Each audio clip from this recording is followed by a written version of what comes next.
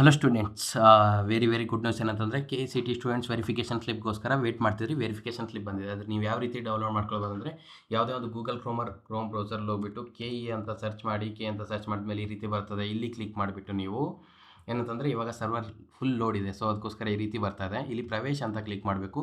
UGCET 2026 ಇಟೆಲ್ಲ ನೀವು click ಮಾಡೋದೇನು ಬೇಡ. ಅಭ್ಯರ್ಥಿ ಚಟುವಟಿಕೆಗಳ ಲಿಂಕು ಇಷ್ಟೆಲ್ಲ ಕ್ಲಿಕ್ ಮಾಡಿದ್ರೆ ಇಲ್ಲಿ ಅಭ್ಯರ್ಥಿಗಳ ಚಟುವಟಿಕೆ ಲಿಂಕ್ ಮೇಲೆ ಕ್ಲಿಕ್ ಮಾಡಿದ್ರೆ ಇಲ್ಲಿ ಬಂದಿದೆ ನೋಡಿ, 2026 ವೆರಿಫಿಕೇಷನ್ ಲಿಂಕ್ ಡೌನ್ಲೋಡ್ 12 ಜೂನ್ ಅಂತ. ಓಕೆ, ಲಾಸ್ಟ್ ಡೇಟ್ ಯಾವಾಗ ಅಂತ ನೀವು ಎಲ್ರಿಗೂ ಡೌಟ್ ಇರುತ್ತೆ. ಲಾಸ್ಟ್ ಡೇಟ್ ಏನೂ ಇರೋದಿಲ್ಲ. ಪ್ರೀ ರೌಂಡ್ಗಿಂತ ಮುಂಚೆ ನೀವು ಡೌನ್ಲೋಡ್ ಮಾಡ್ಕೊಳ್ಬೋದು. ಹಾಗೇನಾದರೂ ಲಾಸ್ಟ್ ಡೇಟ್ ಏನಾದರೂ ಇರುತ್ತೆ ಅಂತಂದರೆ ಹೇಳಿ ನೋಟಿಫಿಕೇಶನ್ ಹೇಳಿರ್ತಾರೆ, ನಾವು ನಿಮಗೆ ಅಪ್ಡೇಟ್ ಮಾಡಿರ್ತೀವಿ. ಲಾಸ್ಟ್ ಡೇಟ್ ಏನು ಇರೋದಿಲ್ಲ, ಪ್ರೀ ರೌಂಡ್ಗಿಂತ ಮುಂಚೆ ನೀವು ಡೌನ್ಲೋಡ್ ಮಾಡ್ಕೊಳ್ಳಿ. ಇಲ್ಲಿ ಕ್ಲಿಕ್ ಮಾಡಿದ್ಮೇಲೆ ಈ ರೀತಿ ಪೇಜ್ ಏನಾಗಿರುತ್ತೆ, ಡಿಸ್ಪ್ಲೇ ಆಗ್ತಾ ಇರುತ್ತೆ ಸ್ಟೂಡೆಂಟ್ಸ್. ಓಕೆ, ನೆಟ್ವರ್ಕ್ ಲೋ ಇದೆ, ಏನಕ್ಕಂದರೆ 3,23,000 ಸ್ಟೂಡೆಂಟ್ಸ್ ಇದ್ದಾರೆ. ಸೊ ಇಲ್ಲಿ ಬಂದಮೇಲೆ ನೀವು ಅಪ್ಲಿಕೇಶನ್ ನಂಬರು, ಪಾಸ್ವರ್ಡ್, ಕ್ಯಾಪ್ಚಾ ಹಾಕ್ಬಿಟ್ಟು ಲಾಗಿನ್ ಯೂಸಿಂಗ್ OTP ಇಲ್ಲಾಂದರೆ ಲಾಗಿನ್ ಯೂಸಿಂಗ್ ಫೇಸ್ ರಿಕಗ್ನೈಷನ್ ಅಂತ ಕ್ಲಿಕ್ ಮಾಡಬೇಕು. ಅದನ್ನು ಕ್ಲಿಕ್ ಮಾಡಿದ್ಮೇಲೆ ಏನು ರೀತಿ ಅಂತಂದರೆ ನಿಮ್ಮ ವೆರಿಫಿಕೇಷನ್ ಸ್ಲಿಪ್ ಬಿಟ್ಟು ಈ ರೀತಿ ಡೌನ್ಲೋಡ್ ಆಗಿಬಿಡ್ತದೆ. ಸರ್ನಾ, ಇಲ್ಲಿ ನಿಮ್ಮ CT ನಂಬರ್ ಇರ್ತದೆ, ಇಲ್ಲಿ ವೆರಿಫಿಕೇಷನ್ QR ಕೋಡ್ ಇರ್ತದೆ. ಇದನ್ನು ಯಾರಿಗೂ ಶೇರ್ ಮಾಡೋಕ್ಕೆ ಹೋಗಬೇಡಿ ಪ್ಲೀಸ್. ಓಕೆ, ಇಲ್ಲಿ ಏನಂತಂದರೆ ಕ್ಯಾಂಡಿಡೇಟ್ ಡೀಟೇಲ್ಸ್ ಇರ್ತದೆ.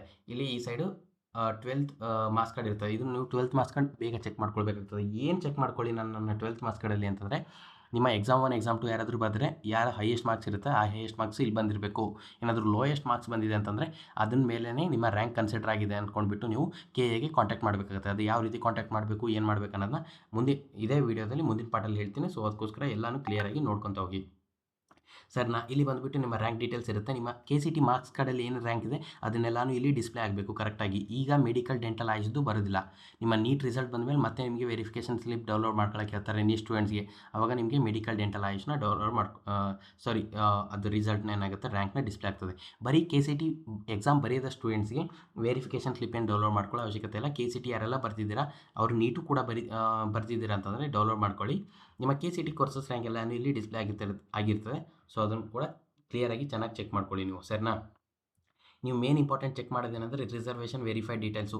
ಇಲ್ಲಿ ನಿಮ್ಮದು ಮತ್ತು ಎಲಿಜಿಬಿಲಿಟಿ ಕ್ಲಾಸ್ ಎ ಅಂತ ಎಲಿಜಿಬಲ್ ಇರ್ತೀರಾ. But A B C D ಏನಾದರೂ ಬಂದಿದ್ದರೆ ನೀವು KAಗೆ ಇಮಿಡಿಯೇಟಾಗಿ ಕಾಲ್ ಮಾಡಬೇಕಾಗ್ತದೆ, ಇಲ್ಲ ರಿಪೋರ್ಟ್ ಮಾಡಬೇಕಾಗ್ತದೆ, ಹೋಗಬೇಕಾಗ್ತದೆ.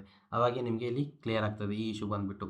ಕ್ಯಾಟಗಿರಿ ನಿಮ್ಮದೇನಿದೆ ಏನಿದೆ ಸಬ್ ಕಾಸ್ಟ್ ನೇಮು ಅದನ್ನು ಬರಬೇಕು. ಇನ್ಕಮ್ ಸ್ವಲ್ಪ ಸ್ಟೂಡೆಂಟ್ಸು SC ಸ್ಟೂಡೆಂಟ್ಸ್ 0 ಅಂತ ಬಂದಿರುತ್ತೆ.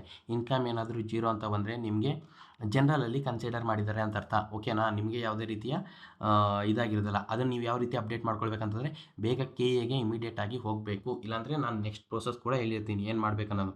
SNQ ಈ ಸ್ಟೂಡೆಂಟ್ಸ್ಗೆ ಎಸ್ ಅಂತ ಇದೆ ನೋಡಿ. ಇವರೇನು ಅಪ್ಲೈ ಮಾಡೋದಿಲ್ಲ. ನಿಮ್ಮ ರ್ಯಾಂಕ್ ಇನ್ಕಮ್ ಏನಾದರೂ 8 ಲಕ್ಷಕ್ಕಿಂತ ಕಡಿಮೆ ಇದ್ದರೆ SNQ ಆಟೋಮೆಟಿಕ್ಕಾಗಿ ಅಪ್ಲೈ ಆಗಿರುತ್ತೆ ಎಸ್ ಅಂತ.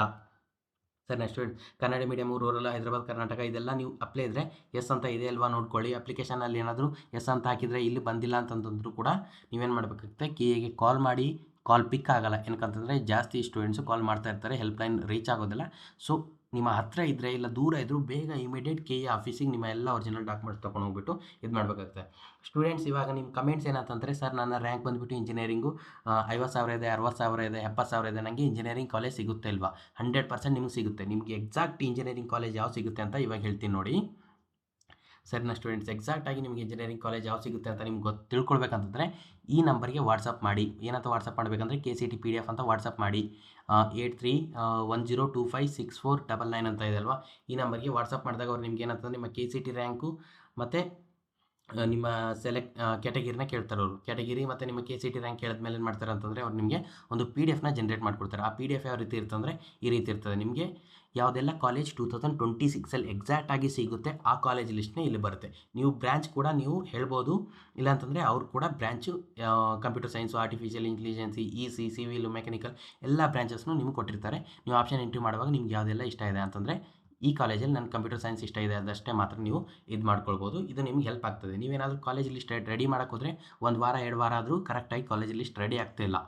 ಏನಕ್ಕಂದರೆ ಲಾಸ್ಟ್ ಇಯರು ರಿಸಲ್ಟ್ ಏನಾಗಿದೆ, ಫ್ಲಕ್ಚುಯೇಷನ್ ಆಗಿದೆ. ಸೊ ಅದಕ್ಕೋಸ್ಕರ ಇದನ್ನು ಏನಿಲ್ಲ, ಬರೀ ನೀವು 39 ರೂಪೀಸ್ ಪೇ ಮಾಡಬೇಕಾಗ್ತದೆ. ಅವ್ರು ಯಾವ ರೀತಿ ಪೇ ಮಾಡಬೇಕನ್ನೋದನ್ನ ಹೇಳ್ತಾರೆ. ಆ ಅಮೌಂಟ್ ನಮ್ಗೆ 1 ರೂಪಾಯಿನೂ ಬರೋದಿಲ್ಲ.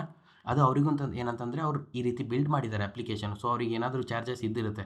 ಸೊ ಅದಕ್ಕೋಸ್ಕರ 39 ರೂಪೀಸ್ ತೊಗೊಳ್ತಾ ಇರೋದು. Last year 99 ತೊಗೊಂಡಿದ್ರು. ನಾವೇ ರಿಕ್ವೆಸ್ಟ್ ಮಾಡ್ಕೊಂಡ್ಬಿಟ್ಟು 39 ಇದು ಮಾಡಿದ್ದೀವಿ ನಮ್ಮ ಸಬ್ಸ್ಕ್ರೈಬರ್ಗೋಸ್ಕರ.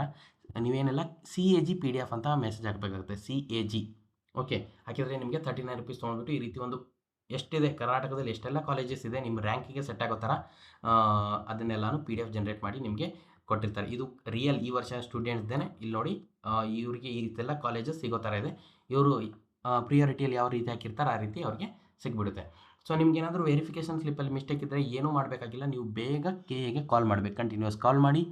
ಇಲ್ಲ ಅಂತಂದರೆ ಬೆಂಗಳೂರು KA ಮಲ್ಲೇಶ್ವರಂ ಆಫೀಸ್ಗೆ ವಿಸಿಟ್ ಮಾಡಿಕೊಂಡು ನಿಮ್ಮ ಏನಿದೆ ಅಪ್ಡೇಟು ಅದನ್ನು ಮಾಡ್ಕೋಬೋದು. ನೀವು ರಿಸರ್ವೇಷನ್ ಕೂಡ ಡೀಟೇಲ್ಸ್ ಕೂಡ ಅಪ್ಡೇಟ್ ಮಾಡ್ಕೋಬೋದು. ಕ್ಯಾಂಡಿಡೇಟ್ ಡೀಟೇಲ್ಸ್ ಕೂಡ ಅಪ್ಡೇಟ್ ಮಾಡ್ಕೋಬೋದು. ನಿಮ್ಮ ಮಾರ್ಕ್ಸ್ ಏನಾದರೂ ಮಿಸ್ ಮ್ಯಾಚ್ ಆದರೂ ಕೂಡ ಅಪ್ಡೇಟ್ ಮಾಡ್ಕೊಳ್ಬೋದು. ನಿಮ್ಮ ರ್ಯಾಂಕ್ ಕೂಡ ಮಿಸ್ ಮ್ಯಾಚ್ ಆದರೂ ಅಪ್ಡೇಟ್ ಮಾಡ್ಕೊಳ್ಬೋದು. ಯಾರ್ದೆಲ್ಲ ರ್ಯಾಂಕ್ ಬಂದಿಲ್ಲ ಇನ್ನೂ ಅವ್ರ ವೆರಿಫಿಕೇಷನ್ ಸ್ಲಿಪ್ ನೀವು ಡೌನ್ಲೋಡ್ ಮಾಡ್ಕೊಳ್ಳಿ. ನಿಮ್ಮ ವೆರಿಫಿಕೇಷನ್ ಸ್ಲಿಪ್ಪಲ್ಲೇ ರ್ಯಾಂಕ್ ಇರುತ್ತೆ. ಇಲ್ಲ ಅಂತಂದ್ರೂ ಕೂಡ ನೀವು KAಗೆ ವಿಸಿಟ್ ಆಗಿರಿ. ವೇಟ್ ಮಾಡೋಕ್ಕೆ ಹೋಗಬೇಡಿ. ಸರಿನಾ? ಮತ್ತೆ ಸಿಗೋಣ ನೆಕ್ಸ್ಟ್ ವೀಡಿಯೋದಲ್ಲಿ. ಕಾಲೇಜ್ ಅಣ್ಣ ಗೈಡ್ ಯೂಟ್ಯೂಬ್ ಚಾನಲ್ ಸಬ್ಸ್ಕ್ರೈಬ್ ಮಾಡ್ಕೊಂಡಿರಿ.